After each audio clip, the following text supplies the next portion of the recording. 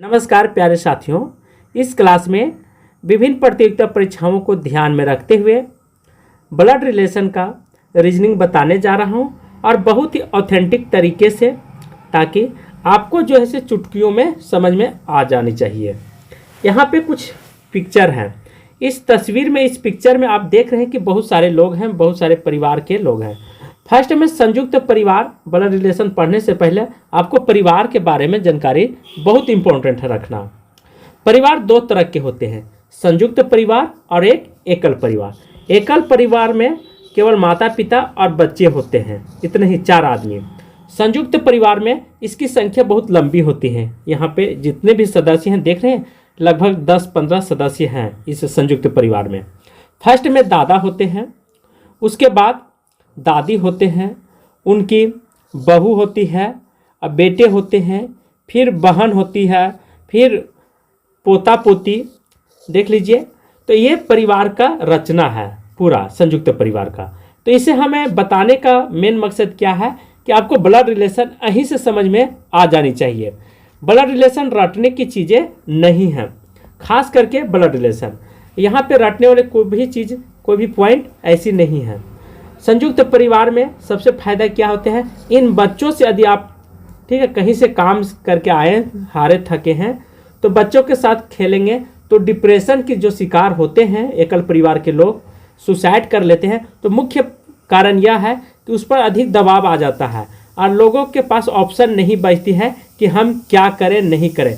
पर संयुक्त परिवार ने अनेक प्रकार की ऑप्शन होती है, यह बात आप ध्यान रखेंगे। इसलिए संयुक्त परिवार ही सबसे अच्छा परिवार माना गया। एकल परिवार में आप खुश रह सकते हैं, थोड़ा परेशानी कम होगी, लेकिन मुसीबत आने पर एकल परिवार आपको कभी भी सक्सेसफुल अच्छा नहीं नजर आएगा।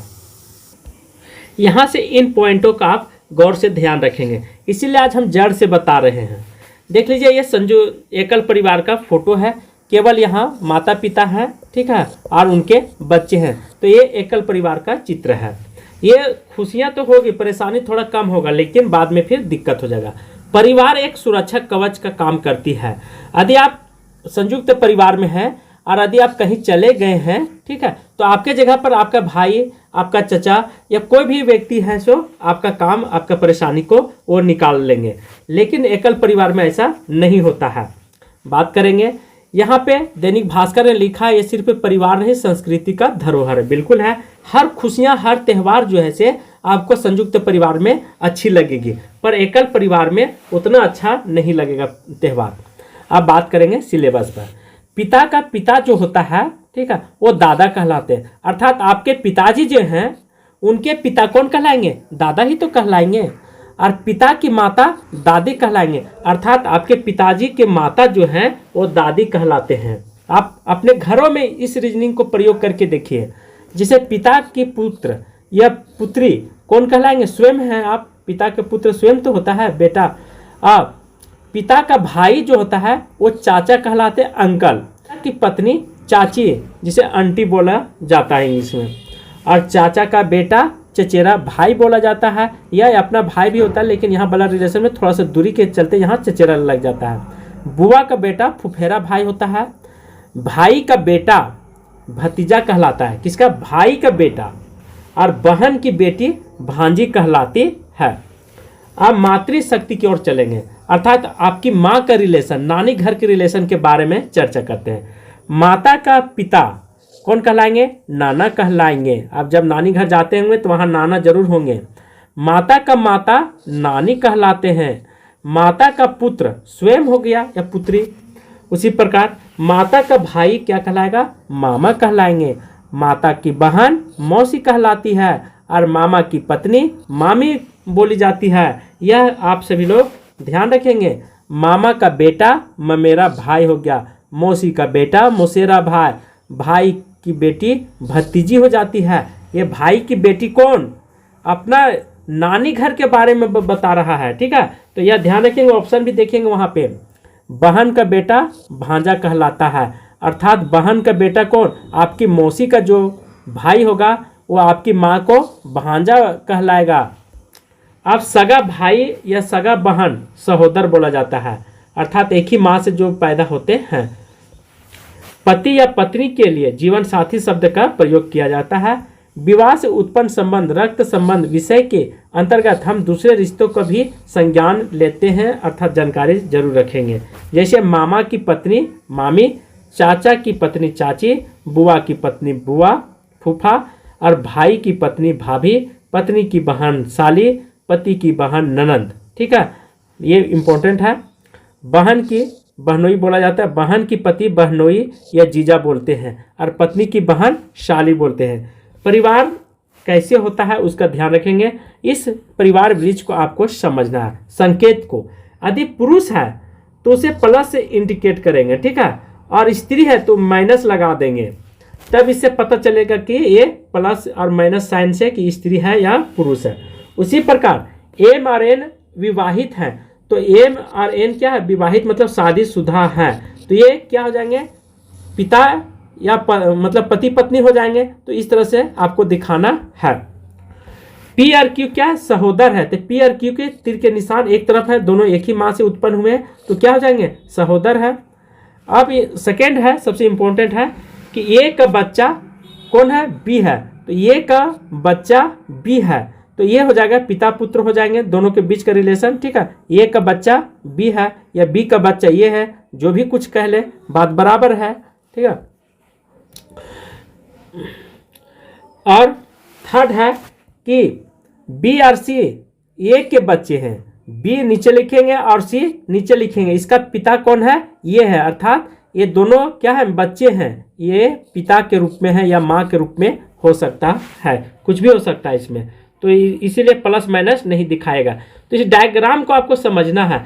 सबसे पहले इंपॉर्टेंट डायग्राम ये है, एम और एन विवाहित है, तो एम को एन बराबर लिख दिया है। पी और क्यू सहोदर है, तो देखिए दोनों के निशान एक तरफ, और एक का बच्चा बी है, तो एक का बच्चा ऐसे इंडिकेट किया है। उसी प्रकार लास्ट में एक और डायग्राम है जो कि आपको ध्यान रखना है, जैसे बी और सी के बच्चे हैं। इसी के आधार पर एक क्वेश्चन हमने लिया हूँ, जैसे सी का पिता है कौन है, ये है, तो सी का पिता जो है से ये है, तो ये को हम ऊपर लिखेंगे और सी को नीचे लिखेंगे। ठीक है, इस डायग्राम के माध्यम से। और बी का बेटा है, बी का क्या है, ये बेटा कौन है, तो डी है, तो इस तरह से डी हमने दिखा दिया है। ठीक है, तो आपको यह बात ध्यान रखना होगा। उसके बाद हमने डायग्राम भी बताया था कि डायग्राम जो है से इस ढंग से बनती है ऐसे। ठीक है, तो ये डायग्राम के माध्यम से हमें आपको दिखा रहा हूँ, तो ये डायग्राम बना दिए हैं। उसके बाद ए का भाई कौन है, ई है, तो ए का भाई है, तो सहोदर के लिए हमने क्या दिखाया था, तीर के निशान लगाने के लिए बोला था, ये आप ध्यान रखेंगे। और डी की बहन कौन है, सी है, तो डी की बहन जो है से सी हमने तो लगा दिया हूँ तीर के निशान ऐसे। ठीक है, दोनों सहोदर हो गए यहाँ भी। और बी और ई के बीच में क्या रिलेशन है, तो आप बताइए, ये दोनों, ये इसकी पत्नी है, ठीक है, अविवाहित बोला था, ये इसकी पत्नी बोल रहा है, और क्वेश्चन ने बोला है ये का भाई, ये का भाई ई है, ये का भाई जो है से ई है, तो ये हो जाएगा, ये कौन हो जाएगा, ये भाभी लगेगी बी, तो आंसर हो जाएगा यहाँ पे सी ऑप्शन सही है। ठीक उसी प्रकार एक और क्वेश्चन लिए हैं, जैसे ये का बेटा, इसी क्वेश्चन को हमने यहाँ पे बनाया हूँ, जैसे 2010 में आया हुआ क्वेश्चन है। तो इसे बनाने के लिए आपको सबसे पहले शुरू से अच्छा से पढ़ना होगा। ए का बेटा ई है, तो बेटा के लिए हमने क्या लिखा हो, ए का, ए को ऊपर हम लिखेंगे, उसका बेटा जो है से नीचे लिख देंगे, थोड़ा सा डायग्राम ऊपर कर रहे हैं।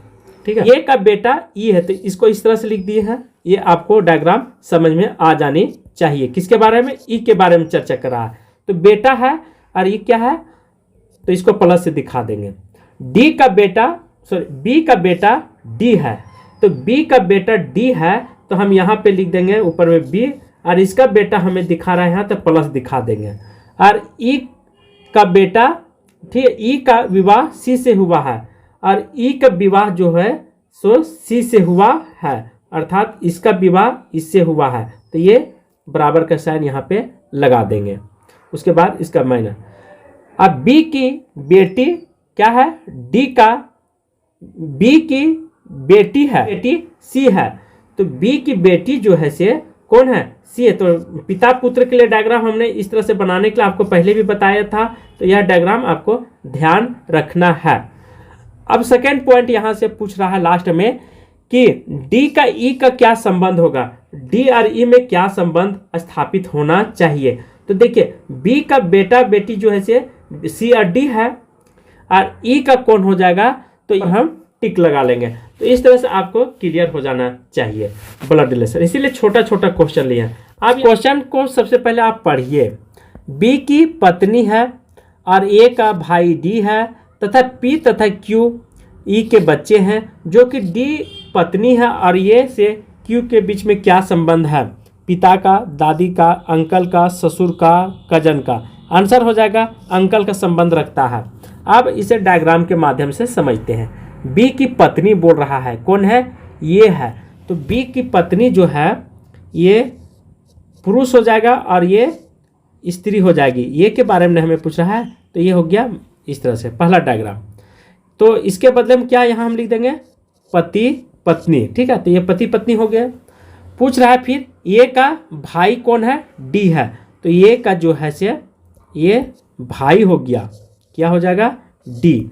तो ये भाई हो गया, ठीक है, ये भाई हो गया इसका। उसके बाद फिर पूछ रहा है कि ई के जो है से पी और क्यू जो है से ई के बच्चे हैं। इसके बाद ई जो है से इसके दो बच्चे हैं, पी और क्यू, दो बच्चे हो गए। और यहाँ तक आपको समझ में आ गया होगा, जो कि डी की पत्नी है और ये क्या है, ये पत्नी, जैसे ऊपर में बना है डायग्राम वैसे ऊपर में भी पत्नी नीचे भी पत्नी, इधर भाई। तो आप बताइए ये पत्नी हो गया, ठीक है, और पत्नी के भाई का बेटा कौन होगा, तो अंकल ही तो होगा, अर्थात आंसर हो जाएगा अंकल। तो इस तरह से आपको समझ में आ गया होगा। दोस्तों इस तरह के यूजीसी नेट में क्वेश्चन आपको दिखाई देगा डायग्राम। तो पहले इस निर्देश को आप पढ़ें जरूर। निम्नलिखित ग्राफ में एक कंपनी के विभिन्न वर्षों में अर्जित लाभों को दर्शाया गया है, जहां लाभ बराबर राजस्व माइनस खर्च।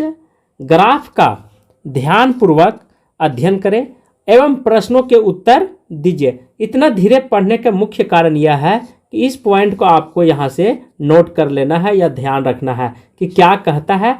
तो यहाँ पे दे दिया है साफ साफ कि लाभ जो है से वह बराबर करता राजस्व माइनस खर्च के बराबर है।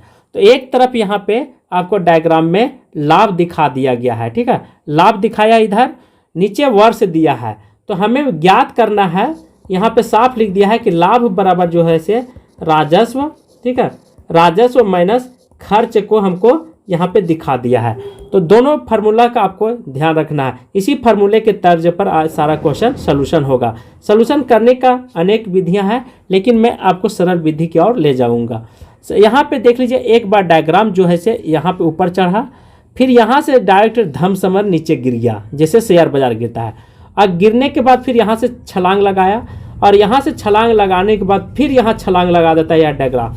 तो इसी तरह से अब यहाँ पे क्या देखना है कि एक बार 25 पर गया, फिर 35 पर चला गया, और 35 के बाद जाने के बाद सीधा गिर गया 22.5 पर ये आ गया। फिर यहाँ से 30 पर चढ़ा और 30 के बाद 35 के लगभग, अर्थात 40 से कुछ कम और 37 के लमसम में ये होगा। तो फर्स्ट क्वेश्चन क्या कहता है, इसी डायग्राम पर आधारित है। कंपनी द्वारा विभिन्न वर्षों में औसतन कितना लाभ अर्जित किया है, 26 लाख, 28 लाख, 30 लाख, 32 लाख। आंसर हो जाएगा 30 लाख। 30 लाख होगा। तो इस डायग्राम को कैसे बनाएंगे, तो बनाने के पहले आपको सबको ऐड कीजिए, अर्थात 25 प्लस 35 प्लस 22.5, ठीक है। उसके बाद ऐड करेंगे 30.5, फिर 37.5। इतना सबको जोड़ने के बाद हमें मिलेगा 30 लाख मिलेगा। तो ये हो गया आंसर। अगर कंपनी वर्ष 2009 में 28 लाख लाभ अर्जित करता है तो उसका उस वर्ष में राजस्व कितना होगा। अब सोचिए कि कंपनी जो है 2009 की ओर ध्यान देना है। तो 2009 कहाँ, यहाँ पे है, ये 2009, ठीक है, ये डायग्राम में 2009 दिखाया है। अब 2009 में जो है से कंपनी 28 लाख का अर्जित किया है लाभ। तो 28 लाख का अर्जित करने के लिए हमें फार्मूला पहले से ही दे दिया है, ठीक है। फार्मूला क्या मिला है, तो इसे ध्यान रखेंगे कि राजस्व बराबर, ठीक है, राजस्व बराबर हमको मिल गया है सीधा व्यय प्लस लाभ। तो व्यय हमको यहाँ पे साफ साफ जाहिर हो रहा है। तो लाभ कितना है, तो 28 लाख लाभ हमको दिखाई दे रहा है।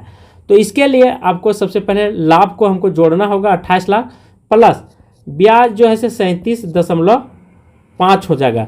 टोटल जोड़ेंगे तो 65.5 हो जाएगा। तो 65.5 कहाँ है, ये में ऑप्शन ये बिल्कुल सही है। 31 है, 2008 में पूर्व वर्षों में तुलना में कंपनी के लाभ लगभग कितने प्रतिशत की वृद्धि हुई है। कब, 2008 के बाद में पूछ रहा है। तो 2008 के लिए हमें क्या करना होगा, कंपनी के लाभ बराबर क्या होता है, लाभ वृद्धि बराबर, ठीक है, 30 को माइनस कर देंगे 23 से, उनको डिवाइड देंगे फिर, ठीक है, बटा सीधा 23 इंटू 100। तो इसे घटा देंगे तो हमें 30.43 मिलेगा। आंसर बी हो जाएगा। आप खुद कैलकुलेशन करके देख सकते हैं। यदि आप नहीं जानते हैं तो ये आपके लिए बहुत ही दुख की बात है।